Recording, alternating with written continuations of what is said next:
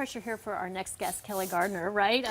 Just relax. It's No okay. pressure. Everything's Right? okay. Yeah. Playing Marilyn Monroe in the Lifetime miniseries, The Secret Life of Marilyn Monroe. It shows her rise in Hollywood, also explores all the demons.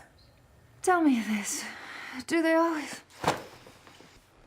Do they have auditions for television? Marilyn. You hear that? Concentrate. No, talking about me. There's no one out there. You don't hear that? No, there's nothing. Oh, I can't do this while they're out there. Turn on the lights. Turn them out.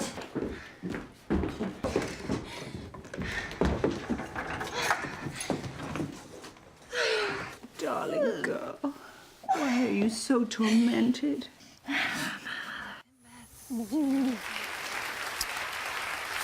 Good morning. Good morning. I love that you told us that you really didn't know much about her. You know, No. you just knew that she was most famous, and that was about it, I right? knew she was epically beautiful, funny, talented. I'd seen some films, but not all of them. So it was really. All right, so Kelli Garner, they come to you and they say, "All right, I want you to play Marilyn Monroe."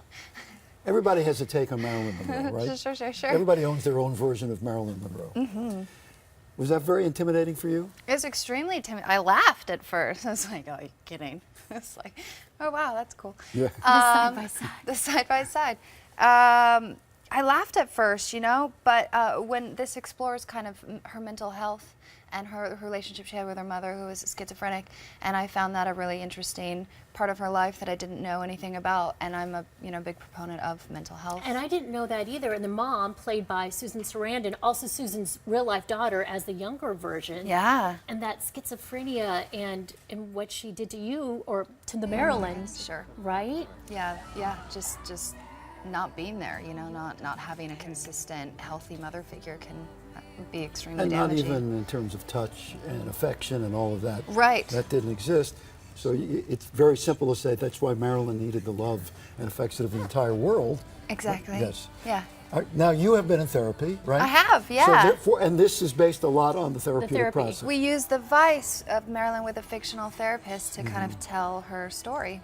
And for you, was that a way to get to the truth maybe even better than in acting out the rest of her life? I think so. Yeah, I think it was a good opportunity for me to combine a lot of her story with a lot of my own truth and some kind of parallels or just different circumstances, but same understandings of some elements of what it is like to look for love or to be a young actress and to have these big dreams and to feel fulfilled or to fill the void.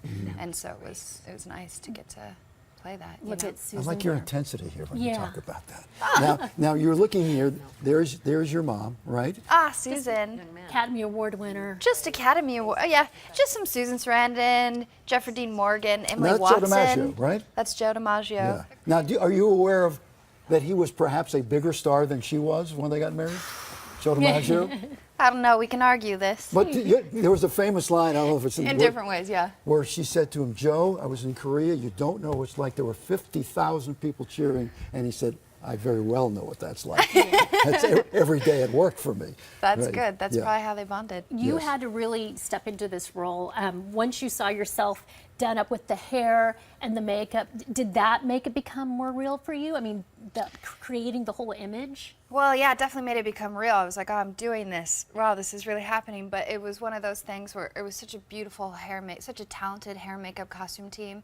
And Marilyn herself was such a construct from Norma Jean to this iconic image of her. So I think for me, I was just happy that I didn't feel completely silly, so that then I could actually just do my job, which was try and tell the And best. even Norma Jean, if I recall correctly, lived in Van Nuys, I think. Yeah, she's an LA girl. And when you looked at pictures of her before she had things done to her face, she looked like the all-American girl, as opposed to the sex goddess. I think my favorite stuff is the first 2 hours where she's Norma Jean, and then you see Norma Jean starting to grow up and starting to step outside that little duckling, awkward duckling phase and understand her beauty and use The it. voice. The voice. How far did you go with the voice? The voice.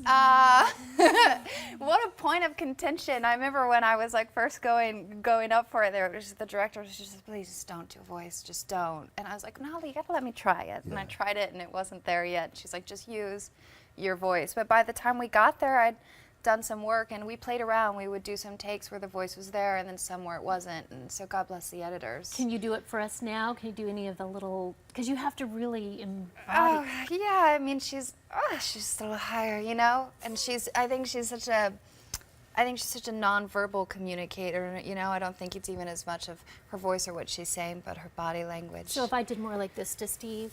Yeah, would be just good? lean Does in a little does that bit, make the you uncomfortable? clavicle. I Or? feel more like Arthur Miller than Joe DiMaggio. Oh, yeah, we sitting could here. just... Yeah. We were saying this before the interview started. There are very few people who 53 years after their demise, 2.5 generations, are as well known and as big stars as they were then, perhaps even bigger. Sure. What is the quality? What is it? I think dying so young and so famous. I mean, there's a handful of them, right? That still are just kind of these indelible James Dean, that kind of, yes. stars. Here's the But gravesite. I think Marilyn.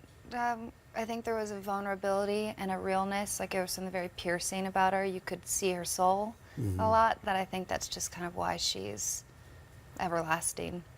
And it's such a Hollywood tale, you know, especially in towns like this. It's like the... No, not in towns like this. This is the only one. Yeah.